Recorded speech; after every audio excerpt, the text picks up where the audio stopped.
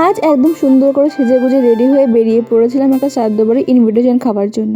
তো গিয়ে প্রথমে আমি সবার সাথে দেখা করে নিয়েছিলাম, দেন আমাদের বসিয়ে দেওয়া হয়েছিল খাবার টেবিলে। আর এটা হচ্ছে আজকের মেনু কার্ড, তোমরা চাইলে অবশ্যই পজ করে দেখে নিতে পারো যে কি কি হয়েছিল। তারপর তো প্রথমে দিয়ে গেছিলো সাদা ভাত আর লাল শাক। শ্রাদ্ধ বাড়ি মানে লাল শাক তো হবেই। আর সত্যি বলতে লাল শাক খেতে আমি খুব একটা পছন্দ করি না, কিন্তু আজ খেতে না ভালো হয় আমি পুরোটাই খেয়ে নিয়েছিলাম। তারপর দিদি শ্রাদ্ধ বাড়ির মেন অ্যাট্রাকশন মানে শুক্তো, আমার প্রিয় একটা খাবার। আর এটা নিয়ে আলাদা করে কিছু বলার নেই, এটা সবসময় খেতে খুব দারুণই হয়, আর আজকেও খেতে ভীষণ ভালো হয়েছিল। আর তারপর আসে আজকে শ্রাদ্ধ বাড়ির মেন অ্যাট্রাকশন মানে ডাল আর ঝুরি আলু ভাজা, বাঙালিদের একটা প্রিয় খাবার।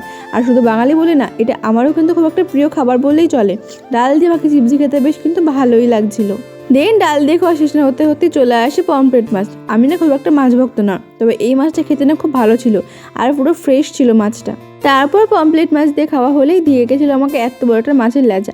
আর এই মাছটা খেতে না ভীষণ ভালো ছিল আর ভীষণ ফ্রেশ ছিল, তবে কাটা মাছের ভয় সবটুকু আমি খেতে পেরেছিলাম না, সবটুকু খেয়ে বাকিটা ফেলে দিতেই হয়েছিল।